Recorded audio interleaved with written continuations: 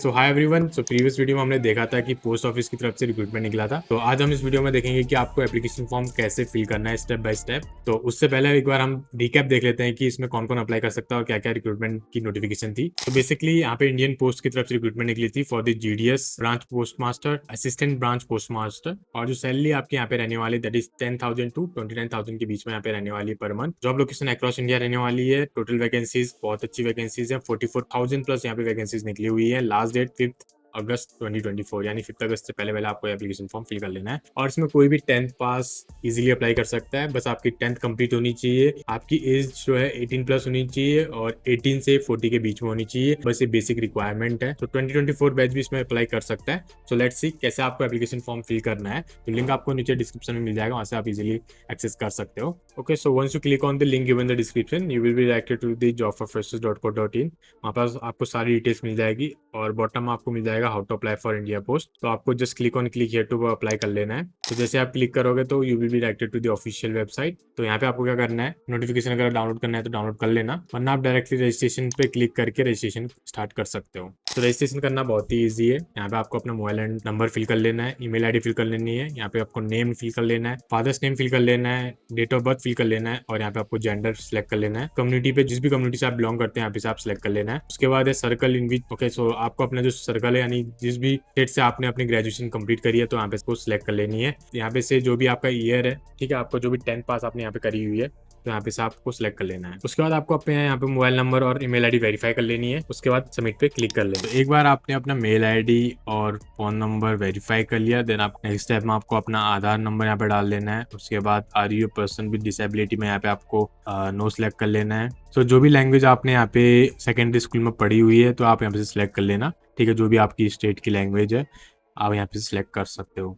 उसके बाद है एम्प्लॉयड। अगर आप एक्सपीरियंस कैंडिडेट हैं तो आपको यहाँ पे यस सेलेक्ट कर लेना है, अदरवाइज नो सेलेक्ट कर लेना है। उसके बाद नेक्स्ट ऑप्शन जो 14th ऑप्शन है आपका अपलोड फोटो। यहाँ पे आपको अपनी फोटो अपलोड करनी है।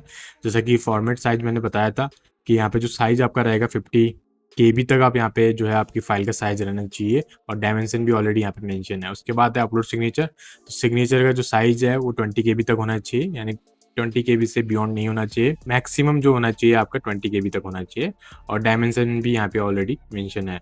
तो आपको दोनों चीज़ें अपलोड कर लेनी है, उसके बाद सबमिट पे क्लिक कर लेना है। सो ये रजिस्ट्रेशन नंबर आपका एप्लीकेशन फॉर्म फिल करने के काम आएगा। तो ये रजिस्ट्रेशन नंबर आप नोट डाउन कर लेना। उसके बाद आपको यहाँ पे कंटिन्यू टू अप्लाई पे क्लिक कर लेना है। तो जैसे आप कंटिन्यू पे क्लिक करोगे आपके सामने एप्लीकेशन फॉर्म अपेयर हो जाएगा। तो यहाँ पे आपका रजिस्ट्रेशन नंबर ऑलरेडी मेंशन होगा। यहाँ पे अप्लाई फॉर द सर्कल, जिस भी सर्कल से आप अप्लाई कर रहे हो तो यहाँ पे से आप चेक कर लेना। सर्कल ऑफ अप्लाइंग यानी कि आप दूसरे स्टेट के लिए भी अप्लाई कर सकते हो। चेक कर लेना कि कहाँ मैक्सिमम नंबर ऑफ वैकेंसीज है और आप ट्राई कर सकते हो कि उस स्टेट के लिए अप्लाई करो जहाँ पे जो नंबर ऑफ वैकेंसीज प्लस जो कैंडिडेट्स हैं वो कम हो, यानी कि जो पॉपुलेशन हो उस पर्टिकुलर स्टेट की वो कम हो। जो उससे क्या होगा कि आपके जो शॉर्टलिस्ट होने के चांस हैं वो बढ़ जाएंगे। तो आप अपने हिसाब से जो भी स्टेट के लिए आप अप्लाई करना चाहते हो आप यहाँ पे से सिलेक्ट कर लेना। उसके बाद सबमिट पे क्लिक कर लेना। उसके बाद आपके जो मोबाइल नंबर है उसमें OTP आएगा, क्लिक ऑन ओके। करने के बाद आपका जो OTP है यहाँ पे आपको फिल कर लेना है। उसके बाद आपको यहाँ पे कैप्चा फिल कर लेना है एंड नेक्स्ट पे क्लिक कर लेना है। तो जैसे नेक्स्ट पे क्लिक करोगे एप्लीकेशन फॉर्म अपेयर हो जाएगा। उसके बाद यहाँ पे आपको अपना एड्रेस डिटेल्स फिल कर लेनी है, कम्युनिकेशन एड्रेस, ठीक है, जो भी आपका कम्युनिकेशन एड्रेस है। उसके बाद यहाँ पे परमानेंट एड्रेस, अगर आपका जो कम्युनिकेशन एड्रेस और परमानेंट एड्रेस सेम है तो आप यहाँ पे इसको सिलेक्ट कर सकते हो। क्वालिफिकेशन डिटेल में circle in which secondary school pass, तो जिस भी स्टेट से आपका सेकेंडरी स्कूल पास हुआ है यानी कि आपका 10th पास हुआ है तो आपको वहाँ पे वो दिख जाएगा। उसके बाद ईयर ऑफ पासिंग यहाँ पे आपको दिख जाएगा, क्योंकि ये आपने ऑलरेडी रजिस्ट्रेशन फॉर्म में फिल किया होगा तो यहाँ पे ऑलरेडी आपका मेंशन होगा। तो मेक श्योर जब आप रजिस्ट्रेशन फॉर्म फिल करो तो जो भी आपने रजिस्ट्रेशन फॉर्म में फिल करा होगा वही आपके एप्लीकेशन फॉर्म में अपेयर होगा।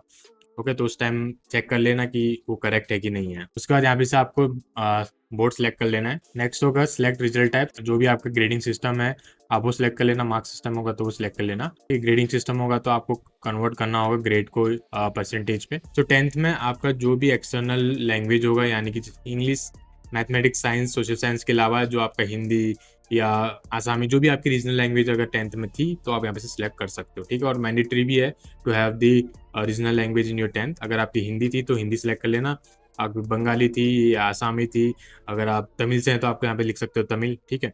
तो जो भी लैंग्वेज आपकी थी आप यहाँ पे सिलेक्ट कर लेना। उसके बाद यहाँ पे आपको अपनी ग्रेडिंग फिल कर लेनी है, जिस भी ग्रेड से आपने जो अपना 10th किया था। एंड मेक श्योर यहाँ पे आप कोई ऐसा गलत मत फिल कर देना, क्योंकि यहाँ पे पूरा डॉक्यूमेंट वेरिफिकेशन होता है। फिर सो मेक श्योर जो भी आप यहाँ पे डॉक्यूमेंट्स फिल करें तो वो करेक्ट होना चाहिए, और अपनी मार्कशीट से टैली कर लेना एक बार जो भी आपकी ग्रेड है। तो सारा चीज़ आपको यहाँ पे करेक्ट इन्फॉर्मेशन देनी है, क्योंकि यहाँ पे आपका बैकग्राउंड वेरिफिकेशन होगा अगर आप शॉर्टलिस्ट हो जाते हैं तो। ठीक है, तो अगर बैकग्राउंड वेरिफिकेशन हुआ और आपने कुछ गलत लिखा है इस फॉर्म में तो आप डिस्क्वालीफाई हो जाओगे। तो मेक श्योर जो भी आप यहाँ पे फॉर्म फिल करें एव शुड बी करेक्ट। तो उसके बाद यहाँ पे आपको अपनी CGPA फिल कर लेनी है, उसके बाद सेव एंड कंटिन्यू पे क्लिक कर लेना है। तो नेक्स्ट आपका रहने वाला है चूज प्रेफरेंस। तो चूज प्रेफरेंस में आपको कैसे चूज करना है, पहला आपका है सर्कल अप्लाइंग फॉर। तो जिस सर्कल के लिए आप अप्लाई कर रहे हो उसका नेम यहाँ पे आ जाएगा, यानी कि जो भी स्टेट के लिए आप अप्लाई कर रहे हो यहाँ पे नेम आ जाएगा। एंड यहाँ से आपको आप सिलेक्ट करना होगा डिवीजन, जिस डिवीजन के लिए आप अप्लाई कर रहे हो। यहाँ पे आपको सारे जो डिस्ट्रिक्ट है जहाँ पे पोस्ट ऑफिस की रिक्रूटमेंट ये पर्टिकुलर होने वाली है उन सारे डिवीजन का यहाँ पे नेम आ जाएगा। आप यहाँ पे से जो भी आपके नियरेस्ट डिवीजन है या जिस डिवीजन के लिए आप अप्लाई करना चाहते हो यहाँ पे सिलेक्ट कर लेना। फिर जैसे सिलेक्ट करोगे तो आपके सामने ऐसे अपीयरेंस आ जाएंगे। यहाँ पे जिस डिवीजन में हायरिंग चल रही है यहाँ पे ऑफिस के नेम आ जाएंगे और लोकेशन वगैरह सब आ जाएगी यहाँ पे। ठीक है, और यहाँ पे जो सैलरी और पोस्ट वगैरह भी आ जाएगा। तो आप जिस डिवीजन के लिए आप प्रेफरेंस देना चाहें यहाँ पे आपको पोस्ट प्रेफरेंस दिख रहा होगा। ठीक है, तो यहाँ पे आपको सिलेक्ट करना होगा। ठीक है, जैसे कि अगर आप इस डिवीजन के लिए अप्लाई करना चाहते हैं पहला तो आपको उसको 1 दे देना है।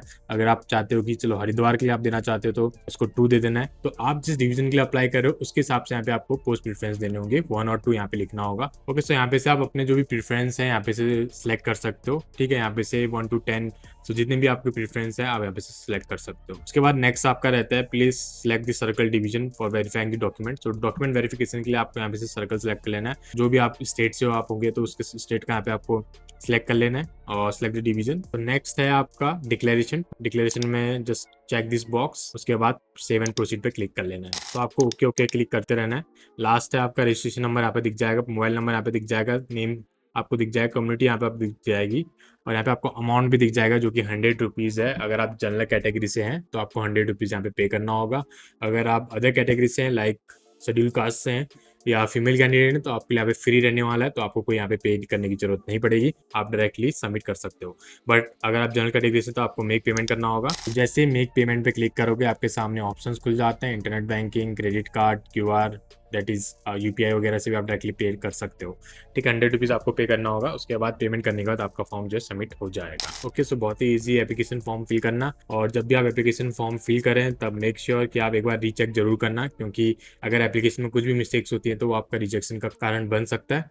तो always remember you have to recheck all the information जो भी आपने प्रोवाइड करी है उस एप्लीकेशन फॉर्म में। सो मैंने आपको स्टेप बाय स्टेप पूरा बता दिया है कि आपको कैसे एप्लीकेशन फॉर्म फिल करना है। इसके अलावा भी अगर आपके पास कोई क्वेश्चंस हैं या कोई क्वेरीज है तो आप नीचे कमेंट कर सकते हो।